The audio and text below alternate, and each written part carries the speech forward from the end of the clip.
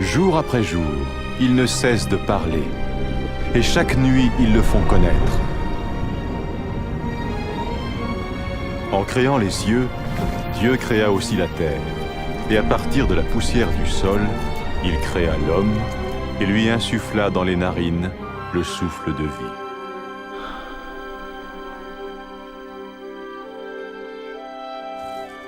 Le Dieu d'amour créa l'homme et la femme à sa ressemblance, pour qu'ils soient en relation avec lui. Ainsi, au commencement, il révérait et honorait Dieu, et il vivait en harmonie avec lui.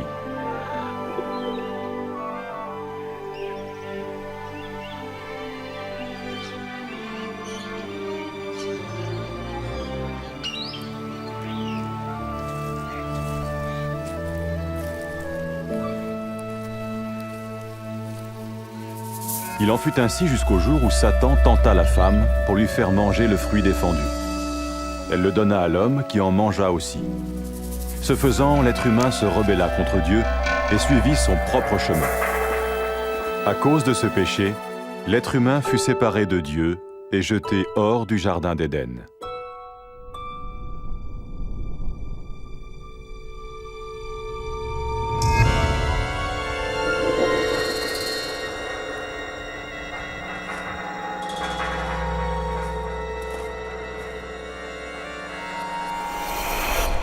Mais Dieu aimait toujours l'être humain.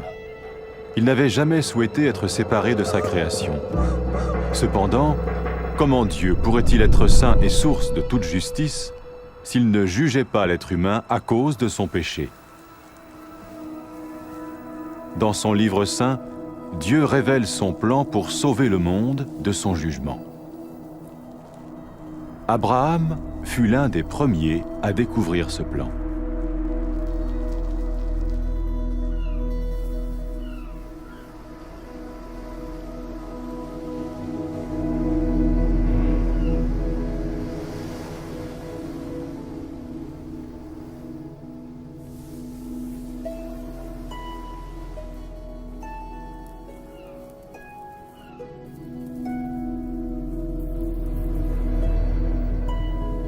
Abraham était un homme juste.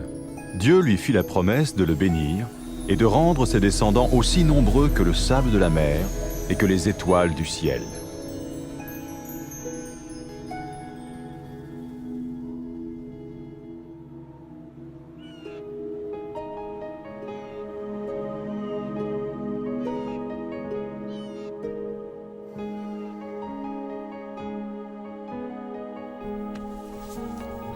Pour mettre son obéissance à l'épreuve, Dieu dit à Abraham de sacrifier son fils en offrande pour lui. Abraham fit confiance à Dieu et chercha à lui obéir.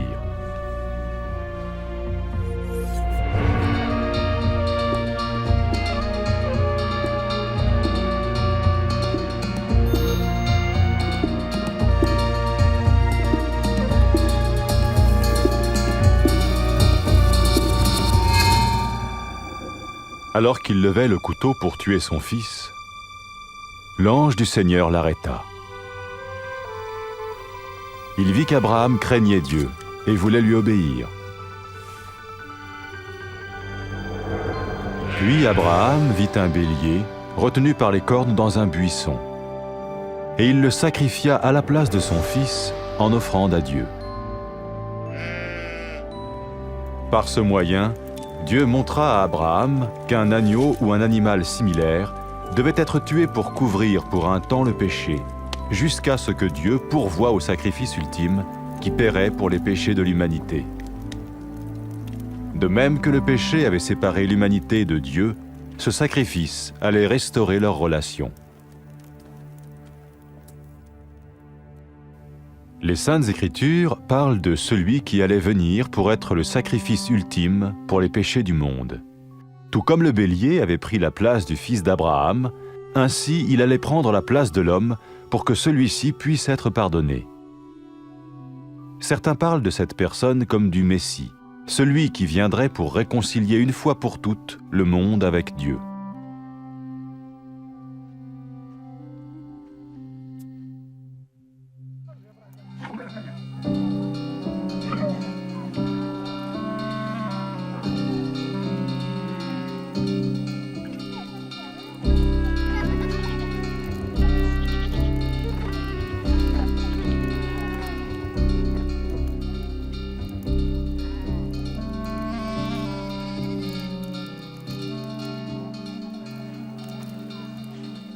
Les prophètes ont prédit en détail de nombreuses choses concernant le Messie des centaines d'années avant sa venue.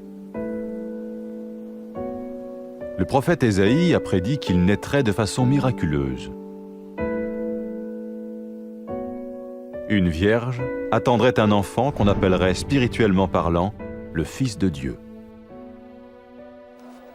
Le prophète Michée a prédit que le Messie naîtrait à Bethléem, tandis que le prophète Zacharie a dit à l'avance qu'il ferait son entrée dans Jérusalem sur un âne, et que Judas, l'un de ceux qui le suivaient, le trahirait.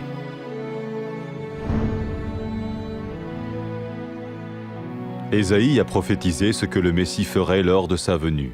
« L'Éternel m'a oint pour porter la bonne nouvelle aux malheureux, pour guérir les cœurs brisés, pour proclamer aux captifs la liberté et annoncer que le temps vient où l'Éternel va sauver son peuple. »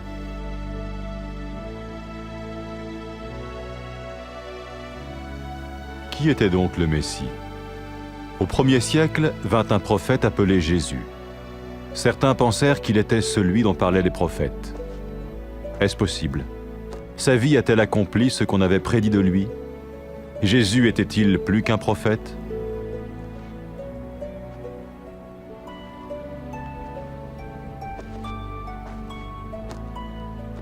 Un acteur joue le rôle de Jésus. Et bien qu'aucun acteur ne soit digne d'un tel rôle, ce film a été tourné ainsi afin que nous puissions comprendre et bénéficier de la vie de Jésus.